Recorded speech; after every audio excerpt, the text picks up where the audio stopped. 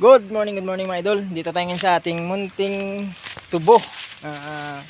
At tayo magagawa ang magapatdan ng tubo na yan, nakatayo na yan. Yung natira ko nakaraan na hindi ko pa natapos patdanin o gawing pangtanim ulit. Yan. At yung tara mga idol, samahan niyo ako pagtabas ng tubo. At ito yung papakita ko sa inyo kung paano ang proseso ng pagpatdan o pagtabas ng tubo. Ang gagawin natin muna, tatabasin natin ang tubo na ating gawing patdan o gawin natin panghulip o gawin natin pangtanim. Ayan po ang pagtatabas ng tubo dito sa amin. Sa hindi lang po marunong magtatabas ng tubo, yan po ay papakita ko sa inyo. Kung sa mga marunong na paki-comment na lang kamo kung tama yung aking ginagawa. Ayan po ang ating trabaho dito sa bukid sa isang sugarcane farmers. Sugarcane farmer. Ito po yung trabaho naman dito.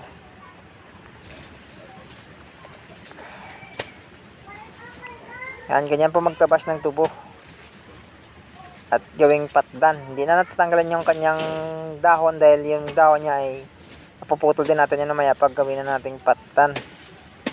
Kaya nagtatabas lang muna tayo ngayon. Ayan ang unang step sa pag ng tubo. Tatabasin muna. Tapos natin tabas, hakutin natin siya malilim para doon tayo gagawa ng patdan.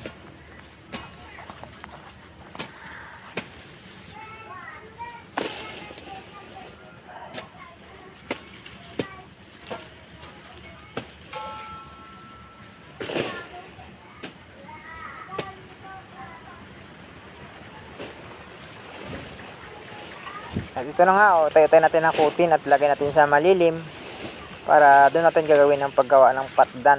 Papakita ko sa inyo mamaya yung paano gagawa ng patdan. Ayan, lagay natin sa puno ng...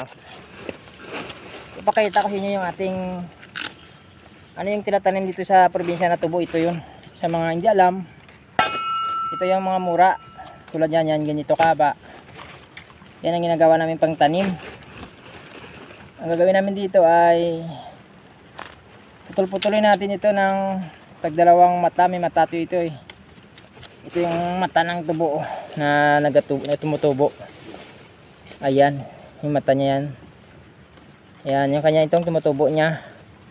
Kaya dito natin puputulin yan. Yan, dito natin putulin tulad nito yan. Ganyan kahaba ang ginagawa namin pang tanim dito sa probinsya ng Negros Occidental. Sa mga hindi alam ng paano magtanim ng tubo, paano paggawa pagtatanim ng tubo, anong proseso yung pagtatanim, ito ang ginagawa namin. Ito itatanim muna natin para pag dumubo, ito na yung ahanin natin.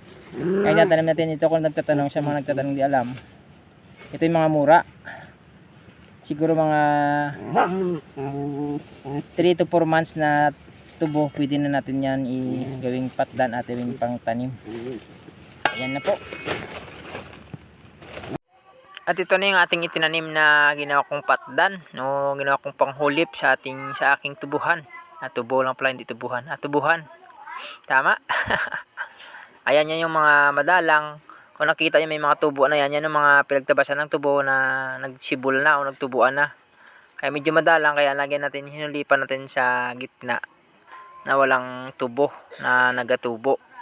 Dahil nung nakaraan tinanim namin nakaraan yan, tag-init, kaya maraming namatay. Kaya ang ginawa namin, tinabas ulit at patdan. At yung kanyang patdan mismo, dyan din namin itinanim sa kanyang area rin mismo. Kaya ganito po yung trabaho namin dito sa Negros Occidental Island. Ang tatawag ng sugarcane farming, siyang aming cropping na main crop ng Negros Occidental ay main crop dito ay isang tubuhan o sugarcane o asukalan na tawag. Sa Tagalog ay asukalan. Ayan po yung trabaho namin dito.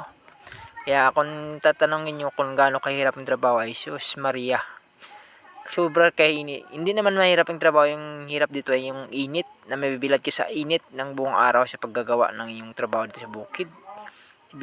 At saka yung pagtatabas, madali lang. Ang panghirap naman dito yung pagkakarga ng tubo. Ayan lamang po yung aking pinakita sa iyo ngayong araw. Salamat.